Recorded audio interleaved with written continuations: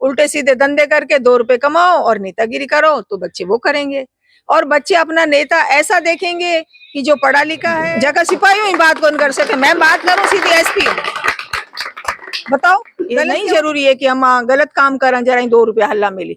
2 रुपया 2 दिन तो हल्ला मिल जी, पर मैं 2 दिन कमाया फोड़ा गणा गया। और मुझे उम्मीदवार बना करके हाथ को मजबूत करने के लिए हाथ के साथ यहाँ भेजा है। तो यहाँ पर ना विकास शिक्षा का दिख रहा है, ना रोजगार का दिख रहा है। रतन चौधरी जी, उनसे हम बात करेंगे कि चुनावी मुद्दा क्या है और क्या रहने वाला है, सारी बातें करेंगे। नमस्कार, राम राम। राम राम जी, राम राम। आप कांग्रेस से टिकट मिला है, तो क्या चुनावी मुद्दा क्या आपका? चुनावी मुद्दा मुख्य ये है कि जो हमारा खिमसर विधानसभा क्षेत्र है उसमें जो विकास की बातें कही जा रही है, तो मुझे तो यहाँ पर ना विकास शिक्षा का दिख रहा है, ना रोजगार का दिख रहा है, ना सड़क का दिख रहा है, ना चिकित्सा का दिख रहा है, ना किसानी जो परेशानी है उनका दिख रहा है। तो जो कांग्रेस सरकार की जो रीतियां नीतियां थी जिसमें गरीब को, किसान को, पीड़ित को, SC ST का जो आरक्षण का फायदा था, वो सारी चीजें इस नई सरकार ने 11 महीने के अंदर योजनाओं में पैसा देना बंद कर दिया है। उन योजनाओं को समीक्षा के नाम पे रोक दिया है। किसान को समय पे DAP नहीं मिल रही है और जो किसान की जो नई फसल है, अभी मूंग है, मोठ है, बाजरी है, उसकी MSP रेट पे खरीद नहीं हो रही है। अंग्रेजी माध्यम की स्कूलें बंद करने की बातचीत आ रही है। चिकित्सालय के अंदर चिकित्सक नियुक्त नहीं है। बेरोजगारी भत्ता बच्चों को नहीं मिल रहा है और बुजुर्गों का जो पेंशन है वो नहीं मिल रही है। तो एक तरीके से तो चारों तरफ जो कुछ अच्छा चल रहा था पिछले समय में वो कुछ भी नहीं चल रहा है। और 11 महीने से जो सरकार आई है वो मुझे नहीं लग रहा कि, और मैं तो पूछ भी रही हूँ, पिछले 12 दिन से एरिया में ही हूँ, कि यहाँ पर उनके द्वारा जन कल्याण की कोई सोच है उनकी, या उन्होंने अभी इतने 11 महीने के अंदर एक भी ऐसी योजना लाने का सोचा भी है, या जन जन को कैसे आराम पहुंचाया जाए, उनकी सुविधाएं कैसे की जाए। जैसे कि अब चिकित्सक की नियुक्ति भी वो लोग नहीं कर पा रहे हैं, शिक्षक की नियुक्ति नहीं कर पा रहे हैं, समय पे DAP उपलब्ध नहीं करा रहे हैं। तो ये सब उनकी फेलियर ही है, उनकी गवर्नेंस की। ये तो आप सभी लोग समझ रहे हैं। महिलाओं के लिए आपका क्या? ये जब उपचुनाव 7 विधानसभा क्षेत्र के उपचुनाव की जब घोषणा हुई, तो उसके बाद में यहाँ पर कांग्रेस के सीनियर लीडर्स और कमेटी बना करके उन लोगों ने यहाँ एरिया के अंदर आए और जो हमारे कांग्रेस के जो कार्यकर्ता और वोटर्स हैं उन लोगों की राय ली। तो उन सब लोगों की यही मांग थी कि कांग्रेस जो है वो अपना हाथ खुद के पास रखे, किसी दूसरी पार्टी को नहीं दे अपना हाथ। और हम विधानसभा में चुनाव तभी करेंगे जब आप हमारा हाथ लौटाओगे और बैलेट पेपर पे हमें हमारा हाथ का निशान चाहिए। तो इस मांग को देखते हुए जो लीडर्स और कार्यकारिणी के सदस्य यहाँ आए थे, उन्होंने ये बात जयपुर और दिल्ली पहुंचाई। फिर उन लोगों ने सभी ने मंथन किया इस बात पे और मुझे उम्मीदवार बना करके हाथ को मजबूत करने के लिए हाथ के साथ यहाँ भेजा है।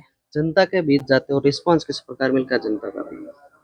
बहुत अच्छा रेस्पॉन्स मिल रहा है। वो लोग खुद देख रहे हैं, ये नए बच्चे जो यहाँ खड़े हैं ये देख रहे हैं तीनों उम्मीदवारों में आ रहा है कुछ फर्क या नहीं नजर आ रहा है? आ रहा है ना? तो ये खुद समझ रहे हैं। मैं 37 ईयर्स से चिकित्सा विभाग में राजस्थान में हाईएस्ट पद से रिटायर हुई हूँ। मैं बराथल गांव की बेटी हूँ। मैं इन बच्चों की तरह प्राइमरी स्कूल मेरी भी इसी गांव में हुई है। तो जब मैं यहाँ की बराथल की जाई जन्मी रतन बन सकती हूँ और डॉक्टर बन सकती हूँ, तो यहाँ इस एरिया में मेरे ये बच्चे लोग क्यों नहीं डॉक्टर और पुलिस ऑफिसर बन करके और अपना भविष्य सुधार सकते हैं? तो होता क्या है कि जो बच्चा चारों तरफ देखता है ना, जैसे फौज में होते हैं, फौजी का बच्चा ये लगता है कि भाई आर्मी में ही रोजगार है और कुछ नहीं है। तो उसी तरीके से अगर यहाँ के नेता लोग जो हैं इनको यही अपना रोल मॉडल दिखाएंगे कि भाई पढ़ो लिखो कुछ भी मत, उल्टे सीधे धंधे करके 2 रुपए कमाओ और नेतागिरी करो, तो बच्चे वो करेंगे। और बच्चे अपना नेता ऐसा देखेंगे कि जो पढ़ा लिखा है, समझदारी की बात करता है, जिसको सरकारी कार्यकाज कैसे किया जाता है, अच्छी भाषा में बात करता है, नारी शक्ति की बात करता है, तो वो वैसी करेगा।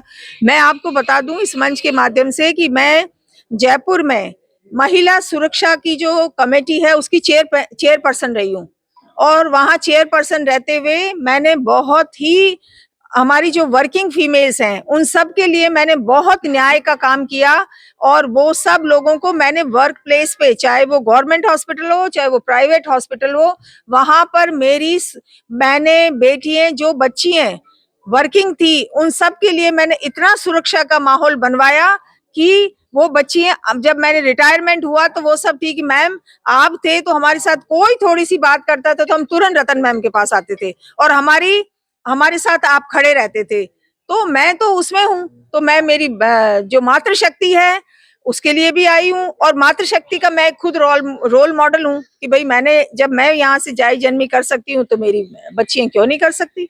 और ये बच्चे भी देखेंगे कि भाई जब हमारे घर से एक पुलिस ऑफिसर जिसने अच्छे काम के लिए आप सब लोगों की मदद की, मैंने चिकित्सा विभाग में की, और जरूरत किसकी पड़ती है, पुलिस और चिकित्सा विभाग की पड़ती है सबसे ज्यादा।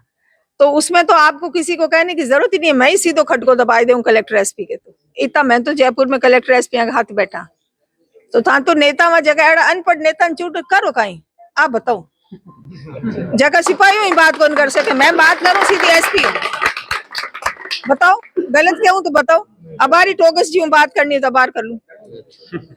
तो जरा चुनो भाई, मैं देखो आप लोगों से कुछ लेने नहीं आई हूं, परमात्मा राजी है, बच्चे मेरे दोनों बहुत अच्छा कर रहे हैं, हमें सरकार की खूब पेंशन है, और आज दिन भी डॉक्टर हूं तो ये काबिलियत है कि अगर बैठूं ना तो महीने आज एक दिन का 10,000 कमा सकती हूँ, इतनी मेरी पढ़ाई है। लेकिन मैं वो सब चीज छोड़ करके और आप लोगों के बीच जो मेरी काबिलियत है, आज तक की जो मेरी संबंधों की कमाई है, डॉक्टरी में, पुलिस विभाग में और भी प्रशासनिक कार्यालय में, उस सब का फायदा मेरे बच्चों को मिले और न्याय मिले, अन्याय नहीं हो, न्याय मिले और ना कोई दबाव की राजनीति हो, और बच्चे गलत काम में छोड़ करके और अच्छे कार्य मेहनत करो, अच्छे काम करके भी हम अच्छा पैसा कमा सकते हैं। ये नहीं जरूरी है कि हम गलत काम करें जरा 2 रुपया हल्ला मिली, 2 रुपया 2 दिन तो हल्ला मिल जी, पर मैं 2 दिन कमाएड़ा फोड़ा गणा गल है, मैं 2 दिन ही रहे और बिन 2 दिन आला बे कमाएड़ा फोड़ा भी गणा गल है। तो हमेशा अच्छा काम करोगे, सत्यता के साथ रहोगे, मेहनत करोगे, और हम आपको सही मार्गदर्शन देने के लिए तैयार है, रात दिन आप लोग आओ, मेरा यही इस युवा पीढ़ी को कहना है। ठीक बात है, बहुत बहुत धन्यवाद। हमारे साथ कांग्रेस के प्रत्याशी रतन जी चौधरी थे, उनसे हमने बात